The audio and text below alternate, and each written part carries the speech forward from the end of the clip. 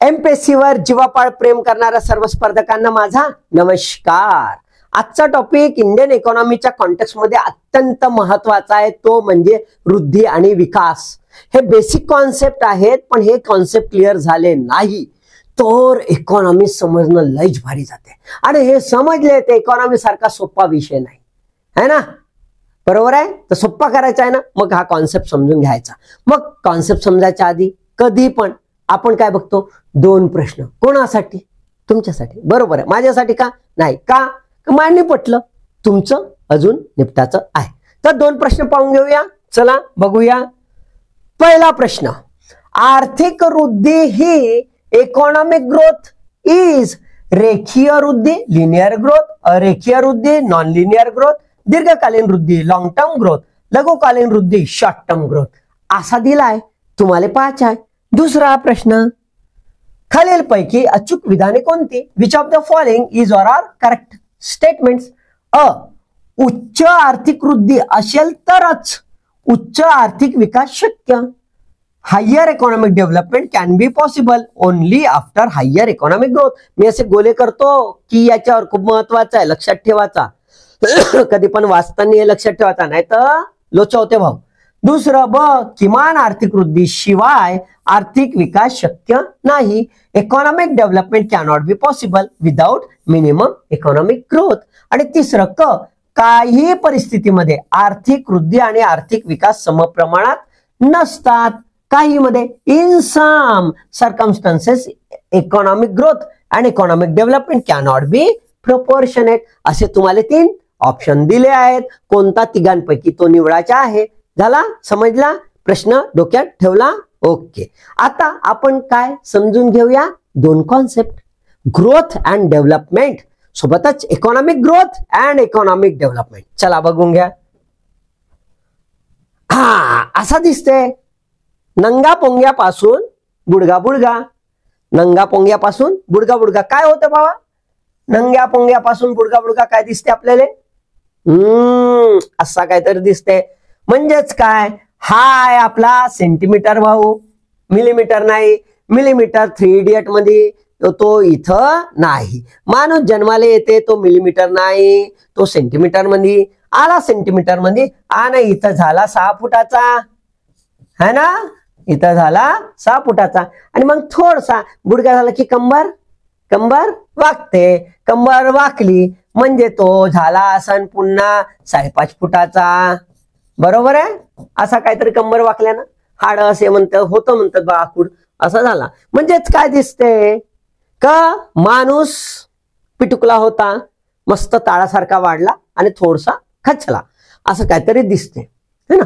हे जे आहे ना, हे जे आहे यालाच आपण काय म्हणतो, ग्रोथ। यालाच आपण काय म्हणतो, ग्रोथ, वृद्धी है ना, यालाच आपण काय म्हणतो, ग्रोथ, वृद्धी। पहिला उदाहरण समजला। दुसरं उदाहरण पाहून घेऊया आपण। उदाहरण समजून घेऊया। इथे तुम्हाला दिसते आमचा काय दिसते, गहू उत्पादन आहे, उत्पादन घेऊन घेऊया, प्रोडक्शन गव्हाचं। असं गृहीत धरा की प्रोडक्शन जे आहे आमचा गण्याच्या शेतातलं होय। लमच्या तो तर काही करे नाही, झिपरीच्या शिवाय काही त्याला समजे नाही है ना। पण असं गृहीत धरा का गण्याला आली अक्कल आणि तो शेती करायला लागला है ना, बापाने कमावून ठेवलेले काहीतरी करते। तर त्याला आता त्याच्या कॉन्टेक्स्ट मध्ये आपण समजून घेऊया की उत्पादन इथं 10 टन, 20 टन, 30 टन आणि 40 टन झालं बाबा त्याले, आणि टनानच मोजू लमच्याले, ठीक आहे। आणि इकडे 2020, 2021, 2022, 2023 4 वर्षातलं काढू। आणि गण्यानं अभ्यास तर काही जमला नाही, एमपीएससी लमच्याले भस्कावून टाकला पोट्टीच्या चक्कर मध्ये। आता शेती तरी काय करते का तर पाहू। तर असं गृहीत धरा की 2020 मध्ये गण्याले झालं 10 टन गहू, 2021 मध्ये झालं 30 कसा होईल मी तुले काही करत नाही लमच्या शेंबड्या, हा 20 टन पकडू आपण है ना। 2021 मध्ये झालं 20 टन गहू, 2022 मध्ये 5 टन नाही धडाचं केलं म्हणे, चल 5 टन तरी 2022 मध्ये मधात फिरायला गेला संजीप्री सोबत, गहू कोणतरी खाऊन घेतला असेल लमच्याने. 2023 मध्ये बापानं कणपटलं असेल, बम कणपटलं 2022 मध्ये. 2023 मध्ये अक्कल आली आणि मग विचारू नका, बंपर क्रॉप 40 टन 40 टन असा गण्याचा प्रोग्रेस है ना. अभ्यासामध्ये असाच प्रोग्रेस होते. बापानं कणपटला का मग पोट्टे पडते, नाही तर आहे की नाही, असाच होते की नाही. ठीक आहे, आठवलं पोट्ट्यांले, जाऊ द्या, उगाच काय म्हणावं नाही का. आता इथून काय झाला, असा वाढला, मग इथं आपटला आणि इथं लमच्यानं मस्त जंप घेतला, झक्कास एकदम. तर इथं आपण जर गृहीत धरलं तर हे 10 टन झालं, इथे 20 टन, 10 टनाने वृद्धी झाली, वाढ झालेली आहे. पण इथे आपल्याला काय दिसते, 5 टनापर्यंत गेला आहे. 20 पासून 5 टनापर्यंत म्हणजे 15 टनांनी त्याचं नुकसान झालं. म्हणजे इथे सुद्धा तो वृद्धी त्याची कमी झालेली आहे. आणि इथून भरभर 40 टनापर्यंत गेलाय. कितीपर्यंत, 40 टनापर्यंत गेलाय 5 टनापासून. 5 टनापासून म्हणजे कितीने वाढला, 35 टनांनी त्याची एकदम बंपर क्रॉप, एवढी ग्रोथ, एवढी वृद्धी झालेली आपल्याला दिसून येते. मग पहिलेच्या याच्यावरून उदाहरणावरून आणि आत्ताच्या उदाहरणावरून आपल्याला वृद्धी, ग्रोथ असा जर विचार केला तर काय दिसते, एक प्रक्रिया आहे जी एका स्तरावरून दुसऱ्या स्तरावर जाते, एका स्तरावरून दुसऱ्या स्तरावर जाते. पण एका स्तरावरून दुसऱ्या स्तरावर अशी जाते का सरळ, म्हणजे रेखीय जाते का. इथे जर आपण विचार केला तर रेखीय जात नाही. पहिल्या याच्यात आपल्याला दिसते सरळ वाढताना दिसते, मग अशी करवायची, ते रेखीय जात नाही. बरोबर आहे. मग कशी, तर झिगझॅग मोशन मध्ये जाते, झिगझॅग है ना, झिगझॅग मोशन मध्ये जाते. पहिलं म्हणजे नॉन लिनियर, त्याला आपण शब्द म्हणू नॉन लिनियर. हे रेखीय, लिनियर, लिनियर जात नाही, नॉन लिनियर जाते. दुसरं असं की जेव्हा आपण ग्रोथ हा शब्द विचार करतो तेव्हा कधी आपण त्याला धनात्मक बघतो, कधी त्याला ऋणात्मक बघतो. बरोबर आहे. कधी धनात्मक, कधी ऋणात्मक असं बघतो. होऊ शकते की एखाद्या वेळेस इथे 20 झालं टन तर तिथे 10 टन झालं असेल. पहिल्या वर्षी 10 टन, दुसऱ्या वर्षी 10 टन, म्हणजे झिरोच दिसते है ना. म्हणजे पॉझिटिव्ह, निगेटिव्ह, झिरो असं दिसू शकते. याचा अर्थ काय आहे, संख्यात्मकता आपल्याला इथून दिसून येते.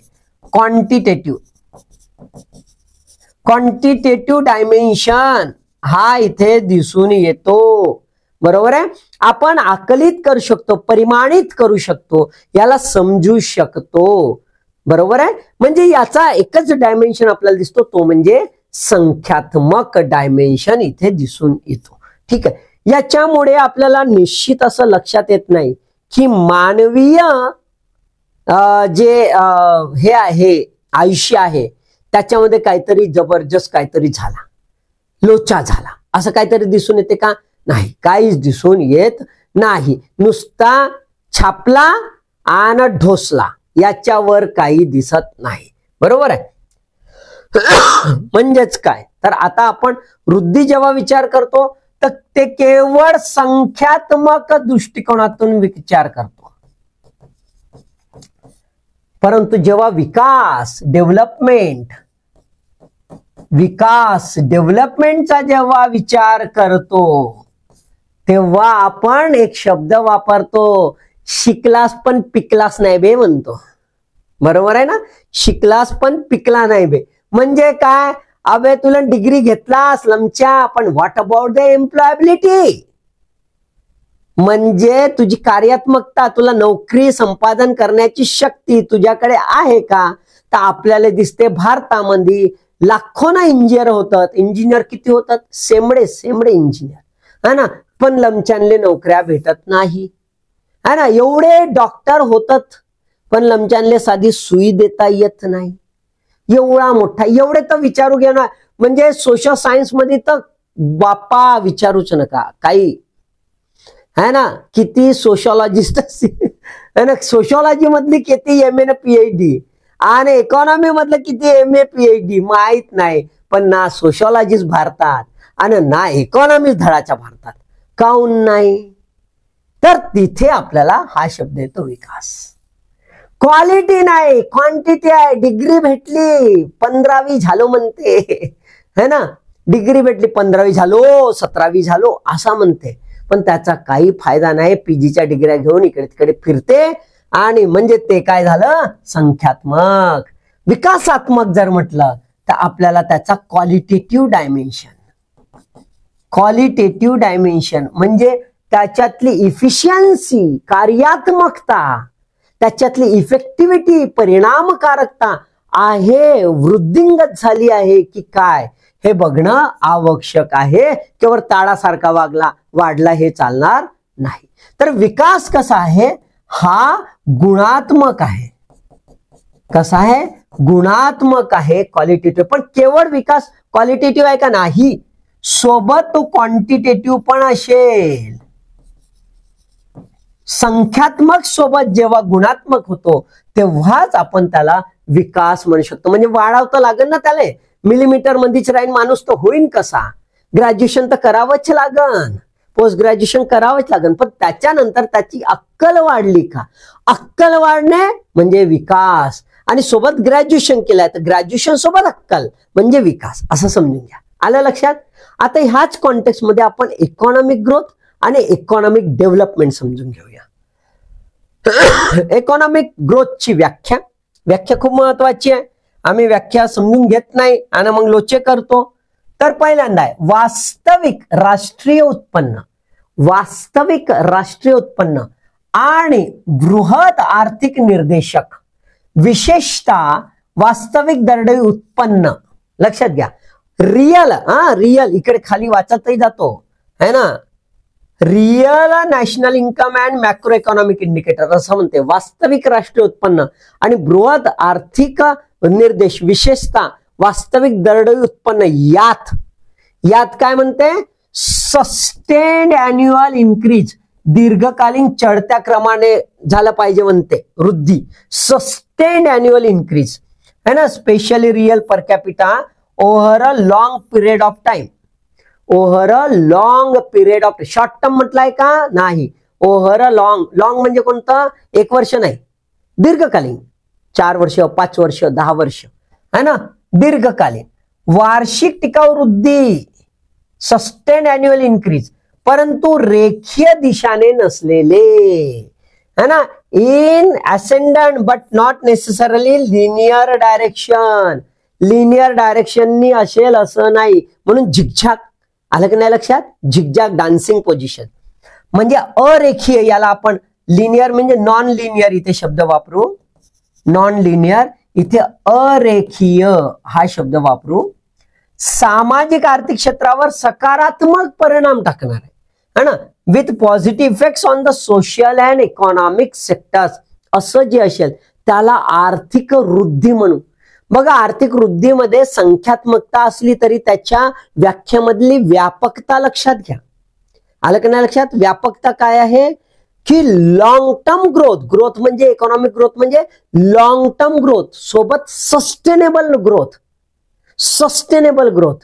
तिसरं कसं ग्रोथ आहे, दो इट इज असेंडिंग म्हणजे वाढणारा आहे, वृद्धिंगत होणार आहे, पण जरुरी नाही की हे रेखीय लिनियर असंच वाढत जाईल, असं वाढत जाईल असं नाही, असं कसं तरी वाढत जाईल, पण नेहमी याच्यात राहील. जर आपण याला जर असा कर्वेचर काढला तर असा कर्वेचर तयार होऊ शकतो. असेंडंट वाढत्या याच्याने, असेंडंट वृद्धिंगत होणार. Getting the point. आणि टिकाऊ वृद्धी, सस्टेन्ड अॅन्युअल इन्क्रीज असा शब्द वापरलेला आहे, लक्षात घ्या. ठीक आहे, मी पंच देऊ शकतो शब्दावर, त्या पंच दिलेले शब्द लक्षात घ्या. प्रश्न तसेच येतात, त्यातले कीवर्ड तसेच येतात. ठीक आहे, राईट. आता जर आर्थिक वृद्धी घेतली या दृष्टिकोनातून तर आपल्याला काय दिसते, ती सकारात्मक पण दिसते, पॉझिटिव्ह धनात्मक, ती शून्यवत पण दिसते झिरो, आणि ती नकारात्मक निगेटिव्ह किंवा ऋणात्मक दिसते. याला आपण धनात्मक पण म्हणू शकतो, धनात्मक, याला आपण ऋणात्मक पण म्हणू शकतो. पण लक्षात घ्या, हे आर्थिक वृद्धी कोणाच्या कॉन्टेक्स्ट मध्ये आपण बघतोय? पॉप्युलेशनच्या कॉन्टेक्स्ट मध्ये, लोकसंख्येच्या कॉन्टेक्स्ट मध्ये, आहे की नाही? आता लोकसंख्या म्हटली तर लोकसंख्या ह्या दोन अँगलनी बघणं अत्यंत आवश्यक आहे. कोणत्या दोन अँगलनी बघणं? तर एक डेमोग्राफिक अँगलने, एक डेमोग्राफिक अँगलने म्हणजेच काय, तर त्याची वृद्धी होते, है ना, लोकसंख्या वृद्धी होते, लोकसंख्या घटही होऊ शकते. मास जर काही गडबड झाली तर लोकसंख्या घट पण होते. आणि दुसरं त्याचं स्किल जे आहे, कशाचं? अपग्रेडेशन ऑफ टेक्नॉलॉजी आणि अपग्रेडेशन ऑफ ऑल इकॉनॉमी, सर्व आर्थिक व्यवस्थेचं तो अपग्रेडेशन करतो त्या स्किलच्या कॉन्टेक्स्ट मध्ये. ह्या दोघांचं समेशन म्हणजे ह्या लोकसंख्येमध्ये आलं. आता आपण जेव्हा पॉझिटिव्ह, निगेटिव्ह आणि झिरो घेऊ, तर इकॉनॉमिक ग्रोथ जेव्हा आपण कॅल्क्युलेट करतो, तर इन जनरल आपण कशामध्ये कॅल्क्युलेट करतो? जीडीपी मध्ये. कशामध्ये? ग्रॉस डोमेस्टिक प्रोडक्ट मध्ये, असं आपण गृहीत धरूया. तर पॉझिटिव्ह म्हटलं की ग्रॉस डोमेस्टिक प्रोडक्ट हा नेहमी लोकसंख्येपेक्षा अधिक असला पाहिजे. ग्रॉस डोमेस्टिक प्रोडक्ट हा लोकसंख्येपेक्षा, ढोसणाऱ्यांपेक्षा उत्पादन जास्त, म्हणजे सकारात्मक, धनात्मक. नकारात्मक म्हणजे जीडीपी कमी आहे आणि लोकसंख्या वाढलेली आहे, है ना, पोट जास्त वाढली आहे, कमाई कमी झालेली आहे. पोटक जास्त वाढली, कमाई कमी झाले. आणि झिरो म्हणजे जिथे जीडीपी आणि लोकसंख्या, है ना, जीडीपी इज इक्वल टू लोकसंख्या, अशी परिस्थिती असेल तर. पण यातलं सर्वात महत्वाचं कुठलं? कशा प्रकारे आपण एखाद्या अर्थव्यवस्थेला शाश्वत अर्थव्यवस्था म्हणू शकतो किंवा टिकाऊ अर्थव्यवस्था म्हणू शकतो? तर जीडीपी ही लोकसंख्येपेक्षा अधिक असेल तर ती टिकणार, बरोबरीत असेल तर टिकणार नाही. गॅरंटी आहे का? केव्हा खाली जाईल ते, केव्हा खाली जाईल गॅरंटी नाही. आणि जर सपोज टू बी अशी परिस्थिती राहिली नाही तर मग मात्र ती अर्थव्यवस्था टिकू शकत नाही. क्लिअर? लक्षात आलं? आर्थिक वृद्धी क्लिअर झाली? ओके. आता आपण आर्थिक विकासावर लक्ष घालूया. आर्थिक विकास, आर्थिक विकासामध्ये दोन प्रकारचे आयडिओलॉजीज, दोन प्रकारचे व्ह्यूज, पर्स्पेक्टिव्ह डेव्हलप झाले होते. पहिलं परंपरागत ट्रॅडिशनल पर्स्पेक्टिव्ह आणि व्ह्यू बघून घेऊया आणि नंतर आधुनिक. ट्रॅडिशनल व्ह्यू काय आहे?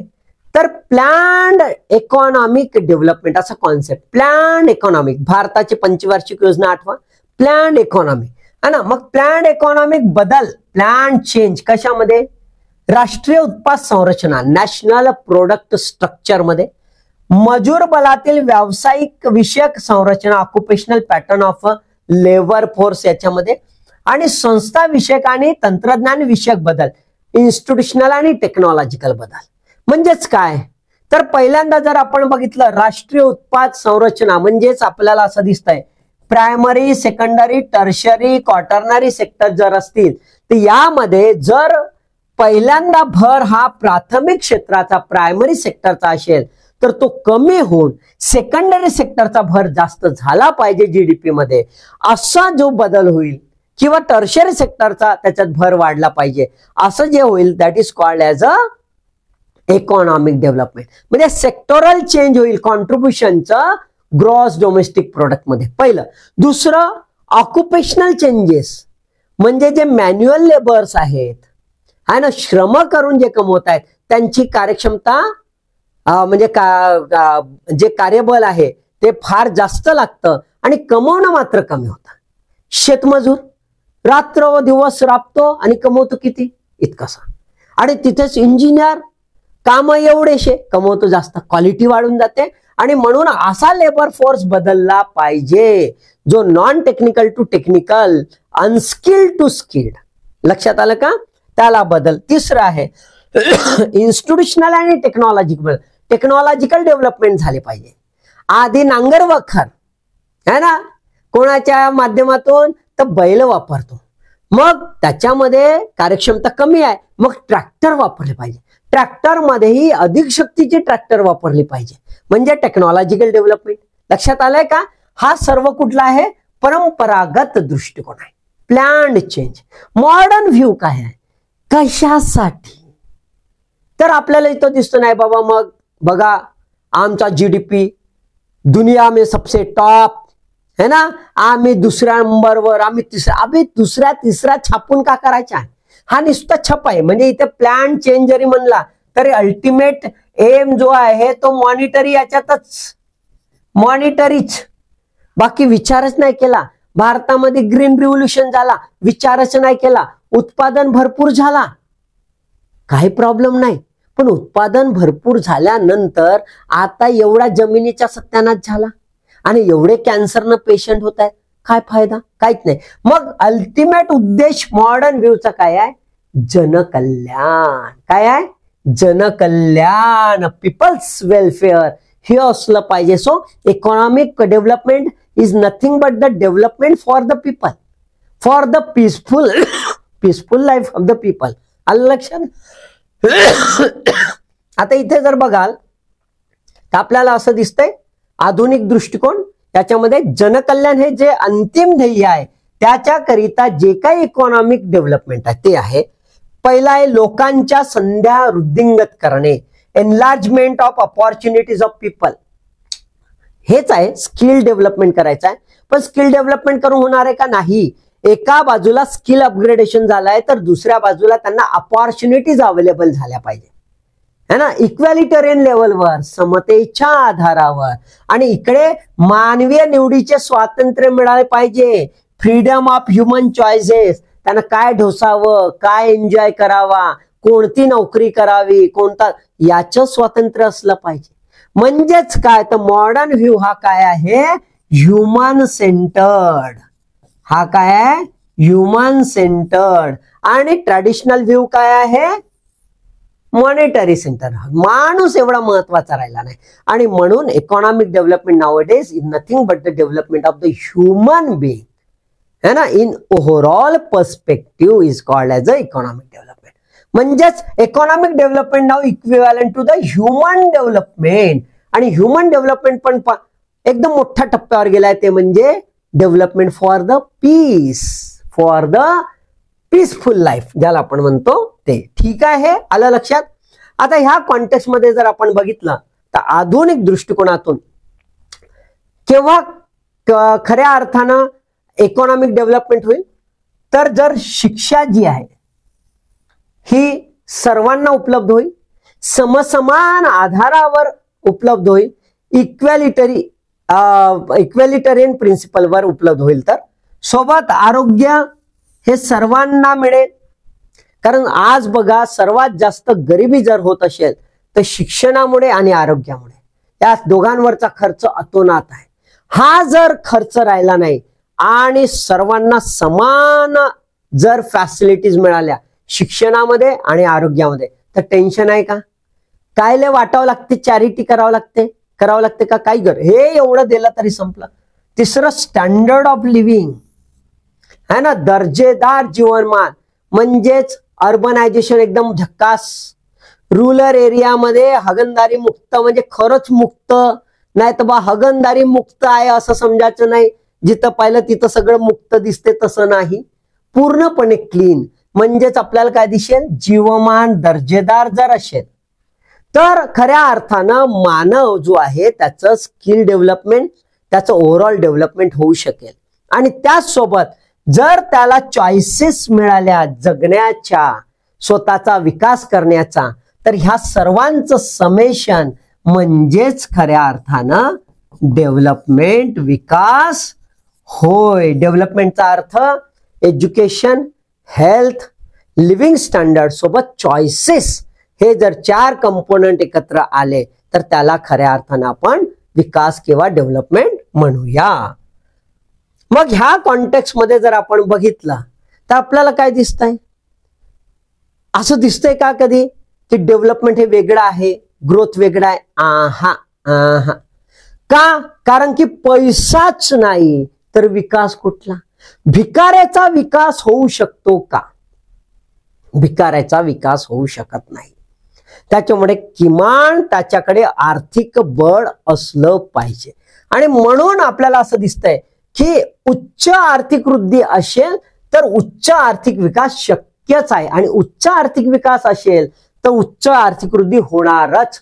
श्रीमंत श्रीमंत होणार, गरीब श्रीमंत होणार असं शब्द वापरू शकत नाही.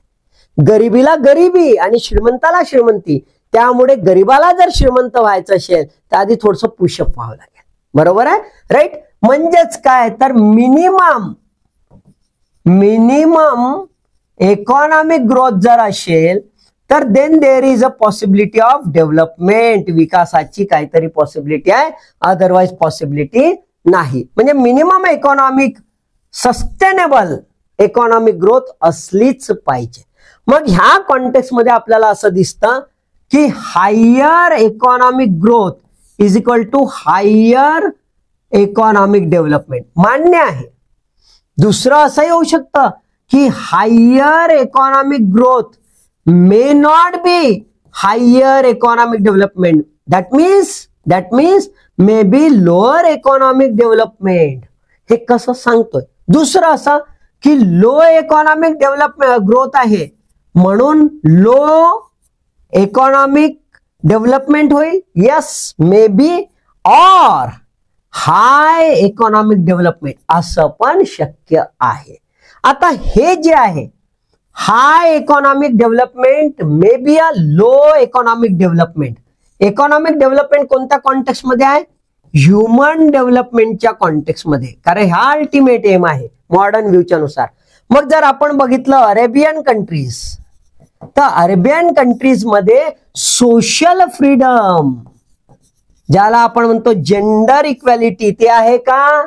नाही. मग आपल्याला काय दिसते? अरेबियन कंट्रीज मध्ये हाय इकॉनॉमिक ग्रोथ आहे, जबरदस्त पैसा, पण सोशल फ्रीडम नाही आहे म्हणून तिथे low economic development. Low economic development असेल पण हाय इकॉनॉमिक डेव्हलपमेंट होऊ शकते का?